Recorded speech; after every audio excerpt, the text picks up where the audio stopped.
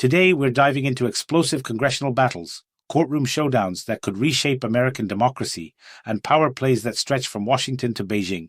We've got the inside story on files that powerful people desperately wanted buried, election maps being torn apart by federal judges, and why the Republican Party is running scared. But trust me, the most fascinating revelation, the one that connects all these threads into something bigger, that's waiting for you at the end of this episode. You know, I spent years inside one of those big media corporations, the kind with the fancy newsroom and the prestigious awards on the wall.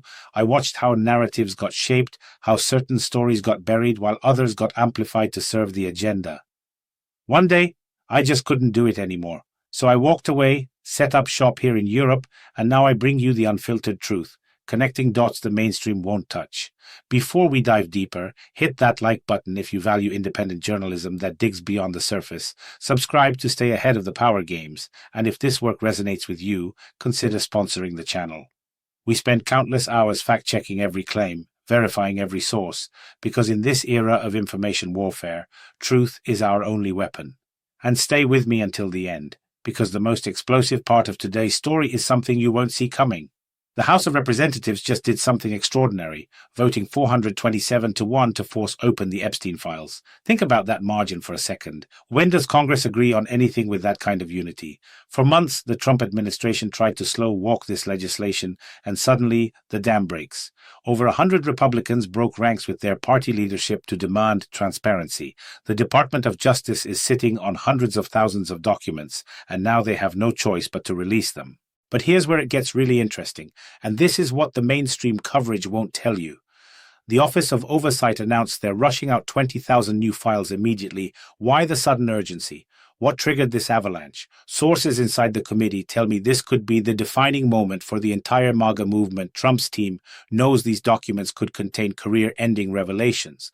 The fact that he fought so hard to suppress them, then suddenly backed down, tells you everything about what might be hiding in those pages. Meanwhile, down in Texas, a federal court just delivered a crushing blow to the Republican election strategy. After 9 days of intense hearings, a judge ruled that the new district maps, the ones Governor Abbott and Trump were counting on to lock down 30 out of 38 districts, are unconstitutional. The maps would have given white voters, who make up 40% of the population, control over 70% of the districts. The judge didn't mince words, calling it exactly what it is, an attempt to dilute minority voting power. The Republicans are scrambling to appeal, threatening to take this all the way to the Supreme Court. But here's the telling detail. Civil rights attorneys discovered the maps were deliberately engineered to fragment communities of color, spreading their votes so thin they'd become politically irrelevant.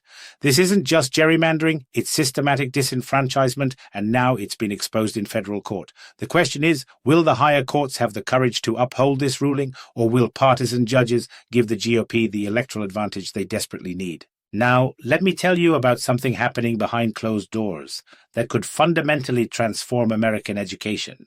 The Trump administration is quietly dismantling the Department of Education piece by piece. They're not waiting for congressional approval to abolish the department entirely, which would require a supermajority they don't have.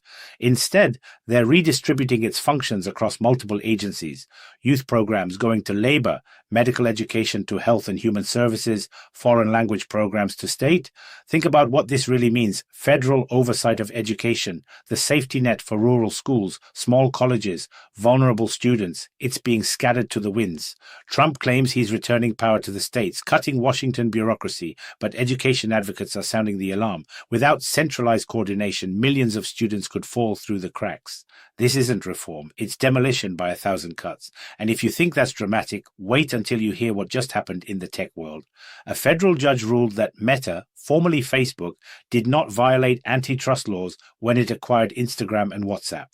This decision could reshape the entire digital landscape. The FTC spent years building this case, arguing that Meta crushed competition by buying up rivals. Now, with this precedent, other tech giants can breathe easier, knowing the courts might protect their empire-building strategies.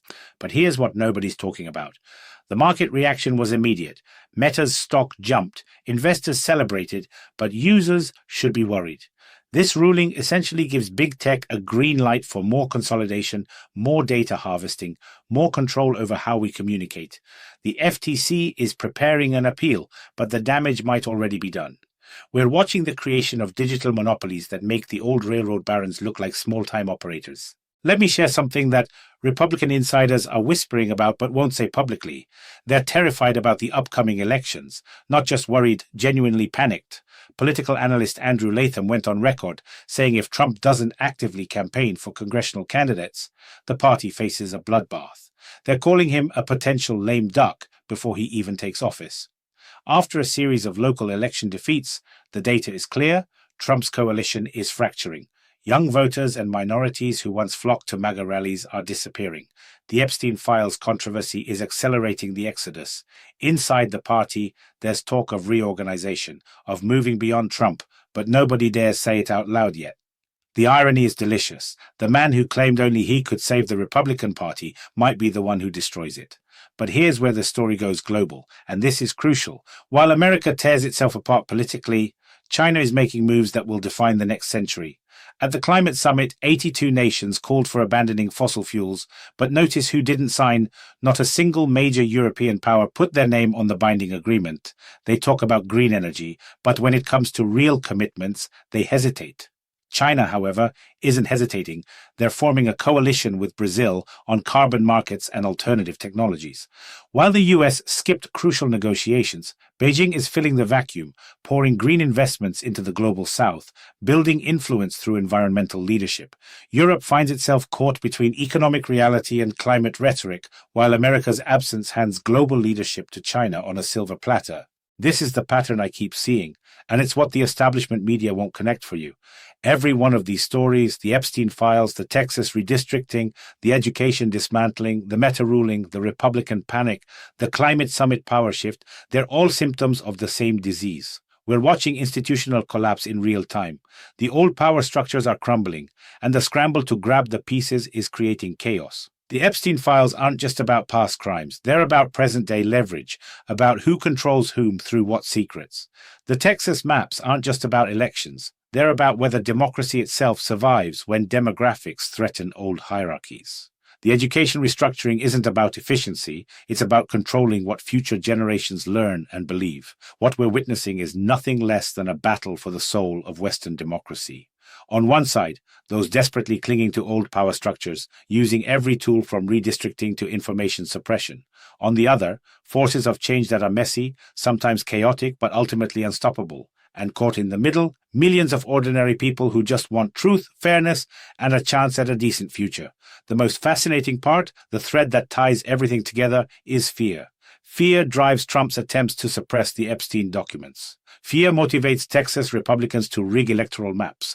Fear pushes the administration to dismantle federal education oversight before they lose power. Fear of competition led Meta to swallow its rivals. Fear of electoral catastrophe has Republicans questioning their Trump loyalty. And fear of being left behind has Europe paralyzed while China seizes climate leadership.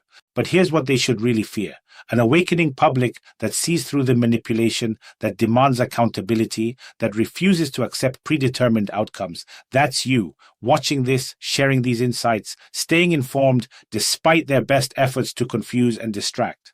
So what does this mean for tomorrow, next week, next year? The Epstein files will drop, and names will surface that will shake establishments on both sides of the Atlantic. The Texas redistricting fight will escalate, potentially reaching a Supreme Court that will have to choose between democracy and partisan advantage.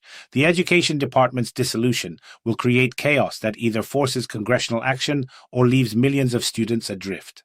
Meta's victory will embolden tech giants to grow even larger until the backlash becomes impossible to ignore. The Republican Party will face its reckoning with or without Trump, but the aftermath will reshape American conservatism for a generation, and China will continue its strategic advance while the West argues with itself. We're living through one of those historical hinges where everything changes. The comfortable lies of the past can't survive the harsh realities of the present. Power is shifting, narratives are crumbling, and truth, despite all efforts to suppress it, keeps breaking through.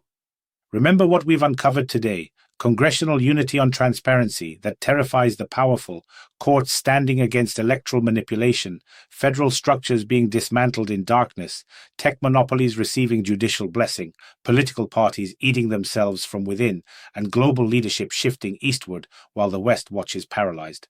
These aren't separate stories, they're chapters in the same epical transformation.